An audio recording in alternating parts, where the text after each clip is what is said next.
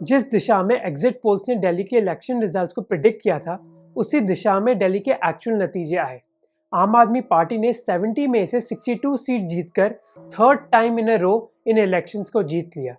अब दिल्ली की पॉपुलेशन बस 2 करोड़ ही है, पर उसकी इम्पोर्टेंस इंडिया की नेशनल पॉलिटिक्स में उससे कई ज़्यादा है।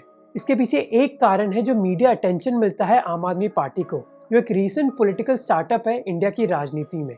और शायद इसी वजह से कई आर्टिकल छपे हैं लास्ट एक दिन के अंदर जो ये बताते हैं कि इन रिजल्ट्स की वजह से आम आदमी पार्टी का भविष्य क्या होने वाला है, इन रिजल्ट्स का क्या मायने हैं एनआरसी और सीएए पर, और इधर से बीजेपी कहाँ जाएगी, क्योंकि लास्ट 11 स्टेट इलेक्शंस में 9 वो हार गई हैं।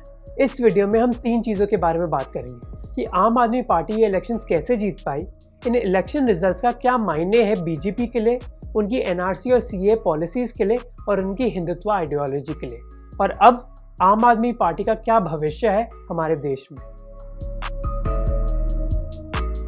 चाहे कोई भी पत्रकार या पॉलिटिकल एनालिस्ट आपसे ये कहे कि पोलिंग के कुछ दिन पहले ही इलेक्शन विक्ट्री स्क्रिप्ट करी जा सकती हैं, तो वो गलत है। और ये अप्लाई करता है बीजेपी के सबसे बड़े हथियार पीएम मोदी को भी। वो भी अपनी लास्ट मिनट रैली से बहुत बड़ी स्विंग नहीं ला सकते वोटिंग पैटर्न्स में।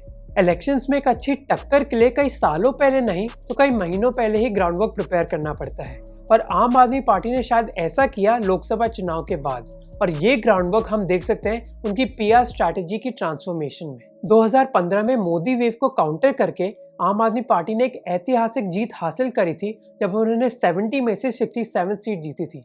और शायद इसी हिस्टोरिक विक्ट्री की वजह से वो उन्हीं पॉलिटिकल टैक्टिक्स पर रिलाय करने लग गए जिनकी वजह से वो गवर्नमेंट बना पाए थे।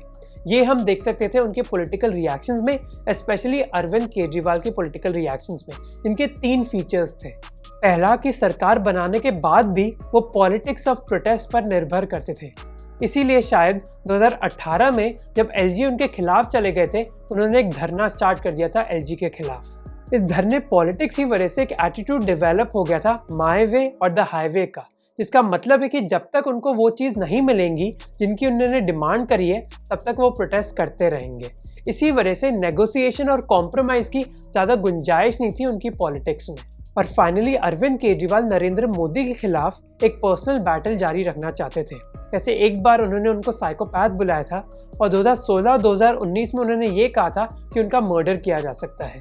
इन पॉलिटिकल टैक्टिक्स का नतीजा ये था कि जो आम आदमी पार्टी का सपोर्ट था दिल्ली की जनता के बीच, वो गिरता हुआ दिखा।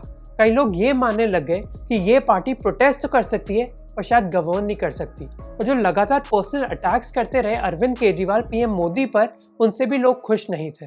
कई लोग ये मानते थे कि आम आदमी पार्टी की सीनियर लीडरशिप बहुत ही ढीठ है, वो कॉम्प्रोमाइज़ नहीं करना चाहते थे एलजी के साथ, सेंट्रल गवर्नमेंट के साथ या फिर दिल्ली पुलिस के साथ। आम आदमी पार्टी न्यूज़ हेडलाइंस में बस नेगेटिव चीज़ों के बारे में ही आती थी, पॉजिटिव चीज़ों के बारे में कभी नहीं आती थी। पर 1-2 साल पहले आम आदमी पार्टी की पॉलिटिकल स्ट्रैटेजी में हमने बदलाव देखा, और ये स्ट्रैटेजी उनके मेन एनिमी बीजेपी से ही कॉपी की गई है। लास्ट 5-6 सालों में हमने देखा है कि वो पॉलिटिकल पार्टीज और वो लीडर्स जो बहुत अच्छा परफॉर्म करते हैं इलेक्शंस में, वो होते हैं जिनके कैंपेन में एक पॉजिटिव स्पिन होती है, ना कि नेगेटिव स्पिन। इसी वजह से पीएम मोदी के मोस्ट कैंपेन्स में वो पॉजिटिव चीज़ों के बारे में बात करते हैं, चाहे वो सबका साथ सबका विकास हो, $5 ट्रिलियन इकोनॉमी हो या डबलिंग फार्मर्स इनकम हो। अब ये मायने नहीं रखता कि वो टारगेट्स के कितने पास हैं या कितने दूर, पर वो हरदम इन टारगेट्स को एक पॉजिटिव वे में ही कम्युनिकेट करते हैं। इस बात के बारे में शायद आम आदमी पार्टी को प्रशांत किशोर, एक मशहूर इलेक्टोरल स्ट्रैटेजिस्ट जिन्होंने नरेंद्र मोदी के 2014 के कैंपेन में मदद करी थी, शायद उन्होंने बताया था। और इसके बाद आम आदमी पार्टी अपने सारे कम्युनिकेशन में अपने काम को हाईलाइट करने लग गई, जैसे मोहल्ला क्लिनिक्स, उनके स्कूल्स या फिर उनकी गवर्नेंस, और ना कि कितने एलजी और सेंटर से उनके डिफरेंसेस हैं। अरविंद केजरीवाल ने भी एक इमेज मेकओवर करने की कोशिश करी, जहां वो अपने आप को ज़्यादा अप्रोचेबल और लाइकेबल दिखाना चाहते थे।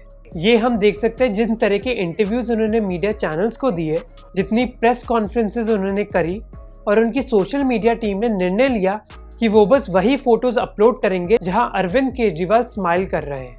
वही केजरीवाल जिन्होंने नरेंद्र मोदी को एक टाइम पर साइकोपैथ बुलाया था, उन्होंने एक टाउन हॉल के दौरान ये कहा कि उनको दूसरों को गालियां देने में कोई भी दिलचस्पी नहीं है। फिर आम आदमी पार्टी ने रीजनल और नेशनल इश्यूज को सेपरेट करने की कोशिश करी। एक कारण जिसकी वजह से पीएम मोदी बहुत ही पॉपुलर है वो है नेशनलिज्म, जिसकी वजह से कोई भी पॉलिटिकल पार्टी उनको ढंग से अपोज नहीं कर पाती।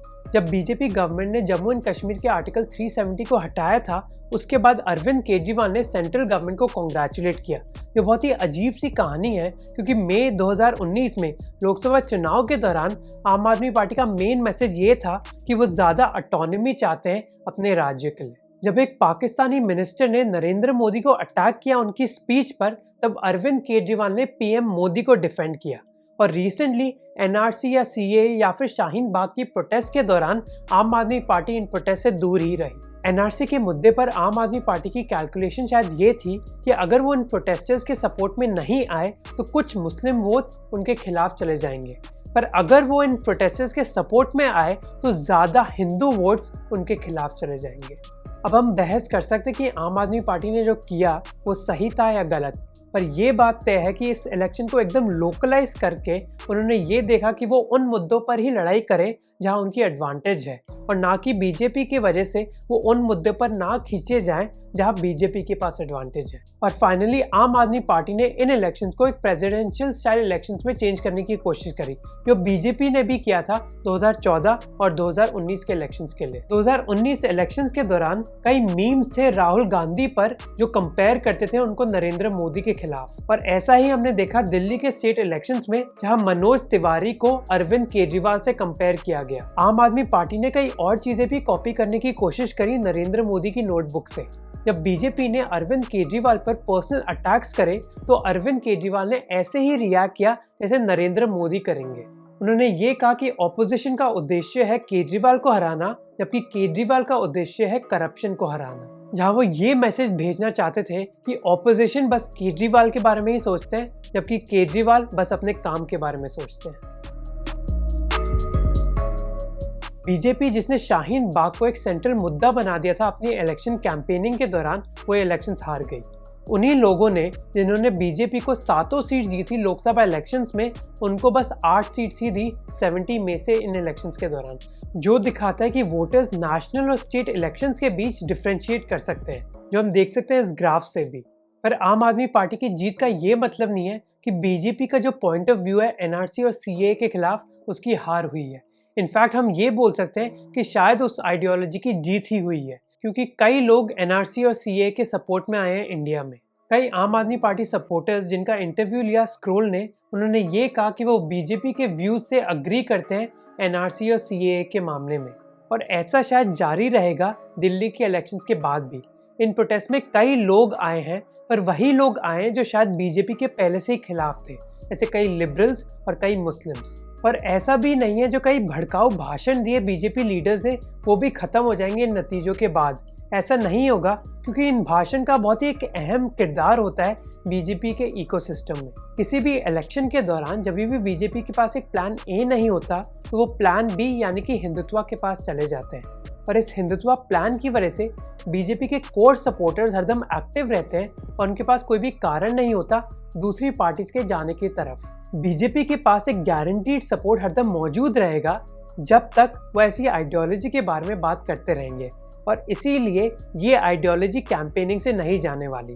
और आने वाले इलेक्शंस बिहार और बंगाल में जहाँ साइजेबल मुस्लिम पॉपुलेशन है, उधर तो ऐसी कैंपेनिंग देखी ही जाएगी। द प्रिंट के हिसाब से अरविंद केजरीवाल इंडिया के प्राइम मिनिस्टर बनना चाहते थे 2019 में। उनके प्लान के हिसाब से वो कई स्टेट इलेक्शन जीत कर अपने आप को नेशनल पॉलिटिक्स में लॉन्च करना चाहते थे, पर उनका प्लान नहीं चला जब आम आदमी पार्टी पंजाब स्टेट इलेक्शंस हार गई। उसके बाद दूसरे राज्यों में एक्सपेरिमेंट करने की बजाय वो दिल्ली पर वापस फोकस डालने लग गए ताकि वो दिल्ली को कम से कम ना हारे, और 2020 में उन्होंने ऐसा ही किया और वो जीत गए। अब नेक्स्ट स्टेप है कि अब क्या होगा आम आदमी पार्टी और अरविंद केजरीवाल के साथ। अगर हम आम आदमी पार्टी की राजनीति में नज़र डालें जो उन्होंने 1-2 साल से खेली है, तो हम भविष्य के बारे में ये कह सकते हैं कि आम आदमी पार्टी ज़्यादा सेंटर की तरफ मूव करेगी। जहाँ वो उन आइडियोलॉजिकल मुद्दों के बारे में बात नहीं करेगी जिन पर बीजेपी स्ट्रांग है और जिनसे उनके हिंदू सपोर्टर्स को चोट पहुंच सकती है। वो बस गवर्नेंस पर ही फोकस करना चाहेंगे और आने वाले पंजाब के इलेक्शंस में वो ऐसे ही लड़ना चाहेंगे और उन गलतियों को रिपीट नहीं करना चाहेंगे जिनको उन्होंने पिछले इलेक्शंस में किया था। इसलिए उन इलेक्शंस में शायद वो एक सीएम फेस के साथ लड़ेंगे, खालिस्तानी लोगों से शायद अलग ही रहेंगे और अपने दिल्ली के ट्रैक रिकॉर्ड को हाईलाइट करना चाहेंगे। अब क्या अरविंद केजरीवाल अपनी दिल्ली की कुर्सी छोड़ेंगे मनीष सिसोदिया के लिए और खुद को नेशनल पॉलिटिक्स में लॉन्च करेंगे या नहीं, ये कहना बहुत ही मुश्किल है। अरविंद केजरीवाल नरेंद्र मोदी की प्लेबुक जरूर कॉपी करना चाहेंगे जहां वो सीएम से पीएम बने, पर ऐसा करना इतना आसान नहीं है। कई सालों से नरेंद्र मोदी की पीआर इमेज को बिल्डअप किया जा रहा था और गुजरात नेशनल पॉलिटिक्स में ज़्यादा अहम है as compare to Delhi. Last कुछ सालों में आम आदमी पार्टी और उनके सीनियर लीडर्स बहुत मैच्योर्ड हुए हैं। इसी वजह से वो बीजेपी के नेशनलिज्म और रिलीजन के जालों में नहीं फंसेंगे, पर इसका ये भी मतलब है कि आम आदमी पार्टी को एक्सेप्ट करना पड़ा है कि इंडियन राजनीति की रियलिटी क्या है।